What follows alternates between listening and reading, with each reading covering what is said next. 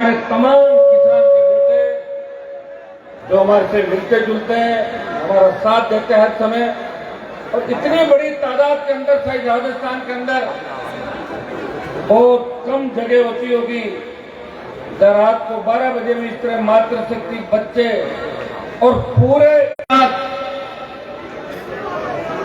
शिव जी के मंदिर का निर्माण कराया। एक संदेश पूरे देश के अंदर दिया कि जाट जितना तेजा जी को मानता है, शंकर भगवान को भी उनसे ज्यादा मानता है। ये संदेश मात्र हो जाए धरती पर। भाइयों, ये मेवाड़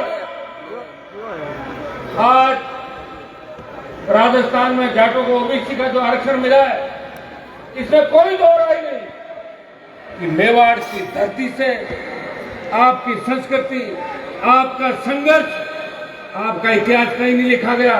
निश्चित रूप से आप भी वो लड़ाके हो जिन्होंने इतिहास में लड़ाई लड़ी होगी, लेकिन राजस्थान में जाटों को अगर ओबीसी का आरक्षण मिला तो मेवाड़ की धरती की संस्कृति और आपके संघर्ष का ही परिणाम था कि राजस्थान का जाट भी आरक्षण का हकदार बना। मुझे याद है जब मैं विश्वविद्यालय का अध्यक्ष था, उस समय आरक्षण आंदोलन चल रहा था। अगर नौजवान नेता उस आरक्षण आंदोलन के अंदर उन बुजुर्ग नेताओं के साथ लड़ता हुआ दिख रहा था, वो आपका भाई था। समाज की लड़ाई उस वक्त 97, 98, 99 के दौर के अंदर भी मेरे समाज के छोटे भाइयों के हक और अधिकार की लड़ाई लड़ रहा था। मातृकुंड आने की बहुत बड़ी इच्छा थी लंबे समय से। आज शंकर भगवान वीर तेजाजी महाराज आज ही के दिन, ये मैं मेरे लिए शुभ दिन कहूंगा इसको, मेरे लिए बहुत ऐतिहासिक दिन है। मैंने मंदिर के दर्शन किए और सबसे बड़ी खुशी की बात कि राजस्थान के अंदर महाराज सूरजमल की अच्छी प्रतिमा कहीं लगी है, वो मातृकुंड की धरती पर है। महाराजा सूरजमल वो अजय योद्धा थे, चाहे इतिहास ने वर्णन किया या नहीं किया। आपने देखा होगा जब पानीपत मूवी आई थी, उसमें महाराजा सूरजमल की छवि को धूमिल करने का प्रयास किया। आपके भाई ने लोकसभा के अंदर उस पानीपत मूवी के पोस्टर जला के देश के प्रधानमंत्री और गृह मंत्री को कहा कि मूवी को ठीक कर दे, नहीं तो देश का जाट सरकार को ठीक कर देगा और मूवी को ठीक करेगा। भाइयों, मुझे बड़ी खुशी हुई कि भारतीय जनता पार्टी, कांग्रेस और राष्ट्रीय लोकतांत्रिक पार्टी, तीनों ही पार्टियां मंच में मौजूद है। मैं किसी का दिल दुखाने नहीं आया यहाँ पे सुनने। मुझे तो आप प्यार करते हैं। आपने मुझे कहा कि आपको ऐसे टाइम आना है जब व्यवस्था गड़बड़ नहीं हो। मुझे यही टाइम सही लगा 10 बजे वाला। पहले तो बाकी लोग आगे चले गए। जो भी हमारे समाज के लोग हैं, चाहे वो कांग्रेस के अंदर राजनीति करते हैं, चाहे वो बीजेपी के अंदर राजनीति करते हैं, मैं उनको हमेशा एक ही आह्वान करता हूं, जब हमारी कौम को आवश्यकता हो, कौम के साथ साथ जब किसान को आवश्यकता हो, तो लोकतांत्रिक तरीके से अपनी पार्टी के भीतर भी अपने समाज को आगे बढ़ाने की बात उनको पुरजोर तरीके से करनी चाहिए। ये मैं हमेशा इस बात करता हूं। मैं भी फर्स्ट बार भारतीय जनता पार्टी से विधायक था, कांग्रेस के लोग भी बैठे, और मेरे पिताजी जब पहली बार एमएलए बने तो 1977 में कांग्रेस पार्टी से विधायक बने थे इस राजस्थान के। इस राजस्थान में नई पार्टी बना के अगर मेरे छोटे भाइयों को सत्ता के शिखर पे पहुंचाना, सत्ता पे कब्जा करना और रोने से कोई राज नहीं देता, अगर ये गाने इस देश के अंदर राजस्थान में बजे, हनुमान बेनीवाल के संघर्ष का परिणाम है कि रोने से राज नहीं मिलता, राज छीनना पड़ता है। ये संदेश इस देश और प्रदेश के अंदर किया। एक छोटा सा किस्सा आपको बताना चाहूंगा। जब देश के अंदर तीनों कृषि बिल आए,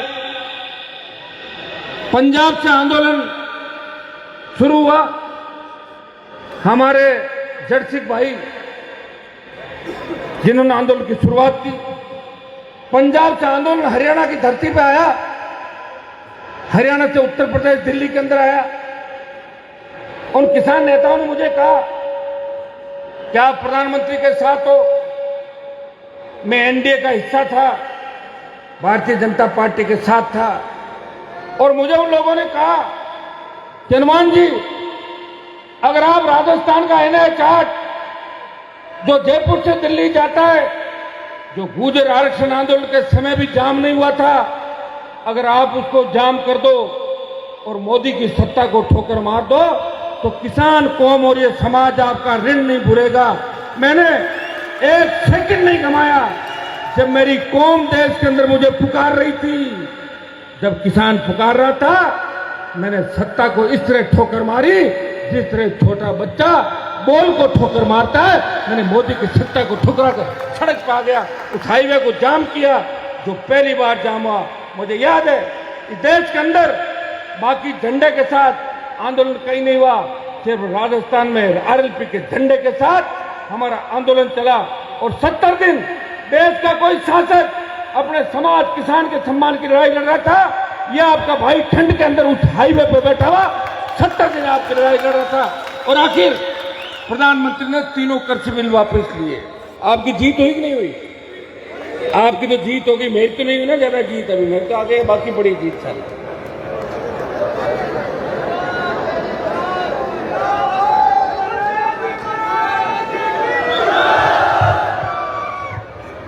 जब देश के अंदर अग्निवीर योजना आई, इस अग्निवीर योजना के विरोध के अंदर जोधपुर में 2 लाख जवानों की रैली, पहले दिन जयपुर से तमाम राजस्थान के अंदर प्रदर्शन, लोकसभा ऑल पार्टी मीटिंग के अंदर अग्निवीर और अग्निपथ योजना का विरोध। और आज भी आप देखते हैं, जब पार्लियामेंट में मेरे भाषण की शुरुआत होती है तो अग्निवीर, किसान कर्ज माफी, ये प्रमुख मुद्दे मेरे होते हैं। मैं आपको विश्वास दिलाता हूं कि एक और आंदोलन राजस्थान के जवानों को करना होगा।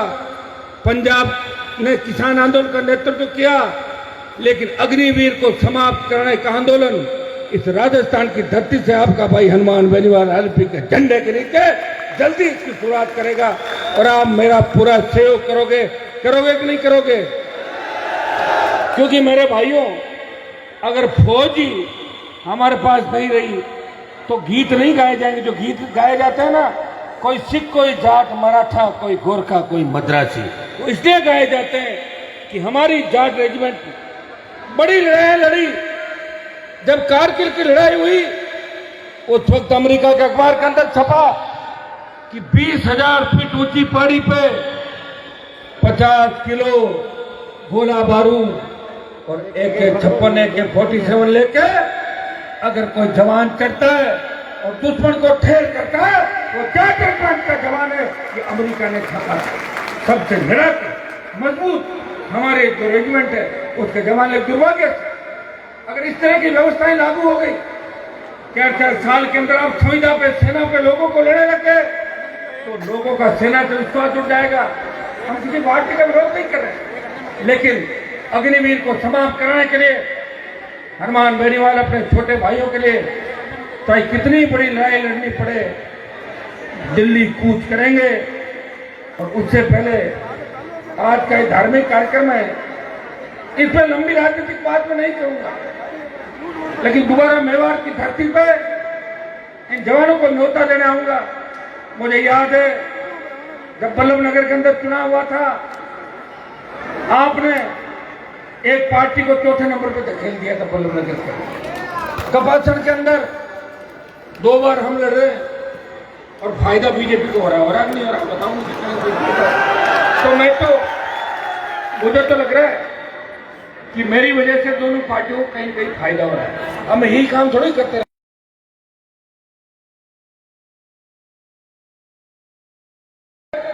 हमारा मुख्यमंत्री राजस्थान के अंदर नहीं बना, हमारा सीएम कैसे बने,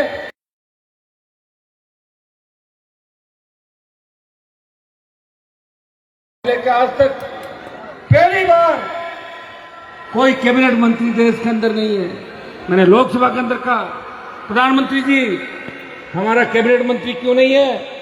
जो कौम 100 से 150 सीटें प्रभावित करती है, उसका एक भी कैबिनेट मंत्री नहीं है। निश्चित रूप से इस लड़ाई को बल देंगे और आपको और ताकतवर करेंगे। एक बार संदेश नौजवानों को भी देना चाहूंगा कि नशे की प्रवृत्ति आपको कमजोर कर रही है।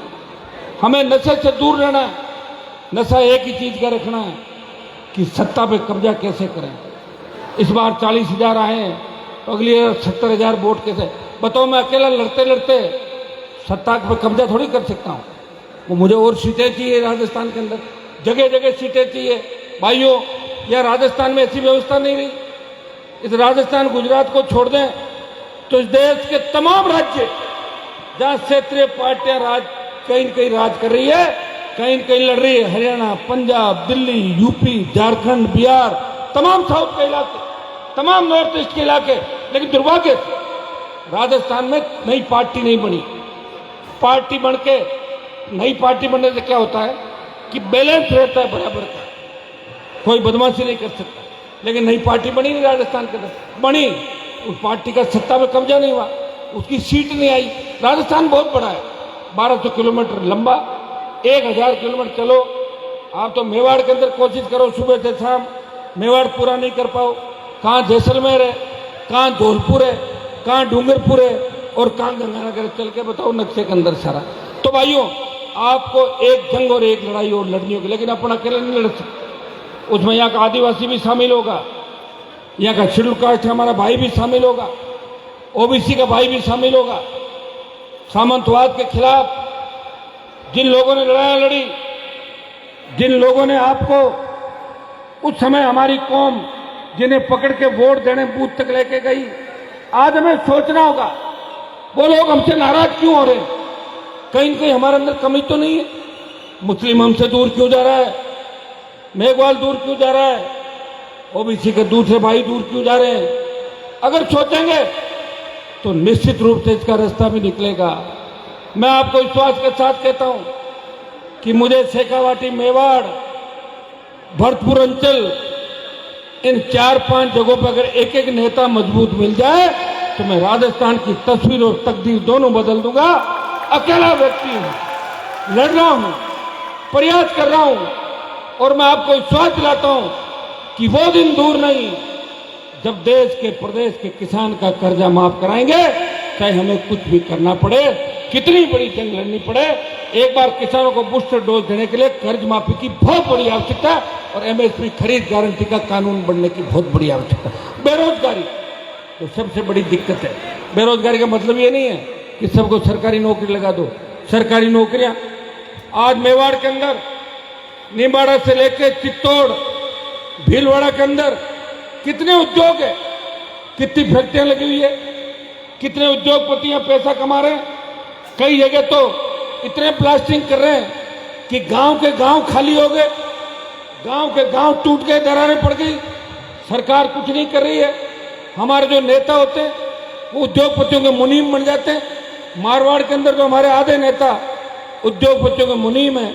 जब उनके हेलीकॉप्टर आते हैं परिवार के, तो हमारे नेताओं के परिवार उनको तिलक लगाने के लिए हेलीपैड पे जाते हैं। मारवाड़ के जो हमारी कौम के बड़े नेता आपको दिख जाएंगे कहीं न कहीं घूमते हुए और तिलक लगाते हुए। भाइयों, मैं हमारे कांग्रेस भाजपा के नेता बैठे उनको भी कहना चाहूंगा, स्थानीय लोगों को रोजगार कैसे मिले, इन कंपनियों का दिमाग ठीक करें, मजबूती लाएं और एक बार वैसे नहीं हो तो सड़क पर। मैं इसके लिए मेवाड़ के अंदर 5-7 दिन का कार्यक्रम भी करूंगा और कुछ कंपनियों का दिमाग भी इस बार मेवाड़ की धरती पर ठीक करेंगे ताकि हमारे बच्चों को रोजगार यहाँ पे मिले।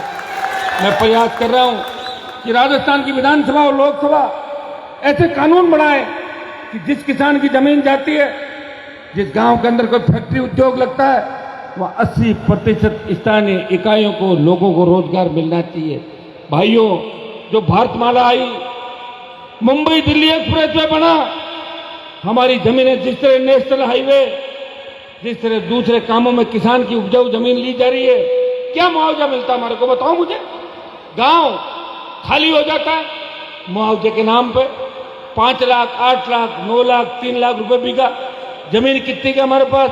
5 बीघा, 15 बीघा, 10 बीघा। हम क्या करेंगे? तो सरकार को इस भूमि अधिग्रहण जो बिल है, इसके अंदर भी रेटें बढ़ा के किसान की मजबूती देने के लिए आवश्यकता हो तो ही भूमि का अधिग्रहण करें। कोशिश ये करें कि बंजर भूमि और दूसरी भूमि अधिग्रहण करें, उपजाऊ जमीन कम से कम अधिग्रहण करें। अगर उपजाऊ जमीन अधिग्रहण कर ली तो हमारे पास क्या रह जाएगा? हमारे पास पहले ही जोत घट गई। 100 बीघा दादा के पास थी तो 2 भाई पिताजी के पास 50-50, पोते 4 गई 25-25, 12-12 बीघा जमीन है लोगों के पास, वो भी कोई नेरी इलाका नहीं राजस्थान के अंदर। इसलिए मैं यह भी प्रयास करूंगा कि जहां भी आवश्यकता सरकार को पड़े वो बड़ी कीमत किसानों को दे और उसके बाद जमीन का अधिग्रहण करें। कितनी बीमारियां फैल रही प्रदेश देश के अंदर, मेवाड़ के अंदर सड़कों के बुरे हाल हैं। निश्चित रूप से कई बड़ी सड़कें निकली होगी, लेकिन मेवाड़ की सड़कें आज भी राजस्थान के अंदर अगर कहीं गांव में टूटी फूटी सड़कें सबसे ज्यादा मिलेगी तो मेवाड़ के अंदर मिलेगी। मैं आपको विश्वास दिलाता हूं कि दोबारा नए सिरे से लड़ेंगे, प्रयास करेंगे। जाट समाज के साथ साथ तमाम हमारे दूसरे समाज, तमाम हमारे वो भाई जो हमेशा किसान के रूप में हमारा साथ देते हैं, वो संघर्षों में हमारे साथ रहे, उन सबको साथ लेके इस राजस्थान की तस्वीर और तकदीर बदलने के लिए आगे खड़े मिलेंगे। आप सब ने मुझे आमंत्रित किया, मैं धन्यवाद दूंगा। यहां उपस्थित भाई कालूराम जी जाट जो यहाँ के अध्यक्ष है मंदिर निर्माण के, मुझे आमंत्रित करने के लिए नागौर आए थे। इन्होंने कहा, मैंने कहा मुझे कब आना है कालूराम जी? तो बोले आप बताओ।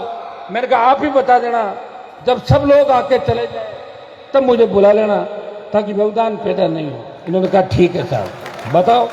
मैं जब आया मुझे बड़ा बुरा लगा कि बच्चे यूं ले जा रहे थे, कायदे से कहीं कहीं ऐसा रास्ता होना पीछे धीरे से आ जाता। हम नहीं चाहते कि आप तकलीफ के अंदर हो। हमारी माताएं बहनें हमारी वजह से तकलीफ में पड़े। आपने देखा होगा कुंभ के मेले के अंदर किस तरह की भगदड़ मची थी, कितने लोग चले गए। तो भाइयों हमें हर चीज का ध्यान रखना है। आप जवान हो जान नहीं रखते, ये जो लाइट के तार है ना, धक्का मुक्की में और खींचतान के अंदर ही गिर जाए तो करंट फैल जाता है। इस बात को अपन समझते नहीं। हमारे बच्चे तो इतने सीधे हैं कि मैं लूणकंड सर के अंदर 18 के अंदर हेलीकॉप्टर लेके आया तो बच्चों ने अपना नेता हेलीकॉप्टर में आया तो इतना जोश था कि मुझे उठा के पंखे की तरफ ऊपर कर दिया, वो तो मेरा सर कट जाता और मैं उनको ऊपर पड़ा। जब जाके अरे मैंने कहा क्या करे? बोले साहब मरवा ही देते। मैं कि यही करोगे तुम लोग और तो कुछ होगा ना। वैसे ही लोग जो हमारे को कहते हैं कि ये तो भोले भाले हैं, जब समय निकल जाता है तब ये बाद में सर पकड़ते रहे, चूक होगी भाई 5 साल बाद नंबर आएगा, ये करते हैं। तो ये है हमारे बच्चों के अंदर, ये जोश भी जरूरी है, क्योंकि अगर ये जोश नहीं होगा तो जोश के बिना काम नहीं चलेगा। इसलिए तो मार्शल कौन कहते हैं हमारे। लेकिन जोश में हमें होश में रहना। मुझे अच्छा लगा कि आज हम सब लोग बैठे हैं और तमाम पार्टियों के लोगों को आपने आमंत्रित किया। ये अच्छा काम किया कि हर दिन अलग अलग तरीके से बुलाए, व्यवधान भी नहीं हो, सारा काम भी हो जाए। मैं महाराज सूरजमल जी की मूर्ति के पास भी रुक के आया था। बहुत ही भव्य प्रतिमा का अनावरण हम चाहते हैं कि प्रदेश के प्रत्येक जिला मुख्यालय, जयपुर के अंदर तमाम संभाग मुख्यालयों पर, दिल्ली, मुंबई, तमाम जगहों पर महाराजा सूरजमल की प्रतिमाओं का अनावरण होना चाहिए। और मैं आपको विश्वास दिलाता हूं, मुझे कुछ मिले या नहीं मिले, लेकिन मेरे संघर्ष से मेरे समाज के बैठे कांग्रेस बीजेपी में बैठे भाइयों को निश्चित रूप से बहुत बड़ा मिलेगा। यह मैं विश्वास आपको दिलाता हूं। वो मेरा नाम लेके किसी को भी डरा सकते हैं, इतना मैं आपको विश्वास दिलाता हूं। हनुमान जी से बात करूंगे, आरएलपी वाला बोलना ही नहीं, मत कर इधर इधर सरक जा, ये काम तो हो ही जाएगा। भाई रामेश्वर जी जाट हमारे जवाहर से जिन्होंने 51 लाख रुपए सहयोग किया, मैं रामेश्वर जी का बारंबार धन्यवाद देता हूं। बातें सब करते हैं, मैं तो पार्टी चला रहा हूं, मुझे पता मेरी पार्टी इसलिए बैठ गई नीचे कि उसमें पैसा नहीं था पार्टी करने। बातें करते हैं, तुम्हारे पास बच्चों के पास क्या होता, गाड़ी ले आते हो, 4 दिन घूम लोगे, महंगाई कितनी मेरे भाई। लेकिन 51 लाख रुपए देना ये अपने आप के अंदर बहुत बड़ा इनका योगदान है। ये आज के हमारे मुख्य अतिथि भी है, हम सब के मुख्य अतिथि है, जिन्होंने अपनी जेब से, मैं पूछ रहा था कि रामेश्वर जी आपके क्या उद्योग बिजनेस है, तो कह रहे मैं तो किसान हूं। मैंने कहा किसान हो जब भी दे रहे हो, अगर उद्योगपति होते तो कभी नहीं देते, वो तो 4-5 बार सोचता है कि कम लाख देने से मेरे फायदा कितना है। जिस तरह तो निश्चित रूप से जाट और वो भी किसान बड़ा उसकी दिलेरी को कोई बता। बद्रीलाल जी जाट हमारे डेयरी के चेयरमैन साहब, नौजवानों के नेता, बद्रीलाल जी जाट पूर्व विधायक। बद्री जी मेरे से पहले एमएलए बन गए थे। कहाँ गए बद्री जी? तीन में आ गए थे आप तो। ये 3 में आ गए, मैं 3 में मेरी टिकट कट गई थी, मैं निर्दलीय लड़ा, हार गया था। 3 से 8 वापिस आ जाओ, क्यों चिंता कर रहे हो?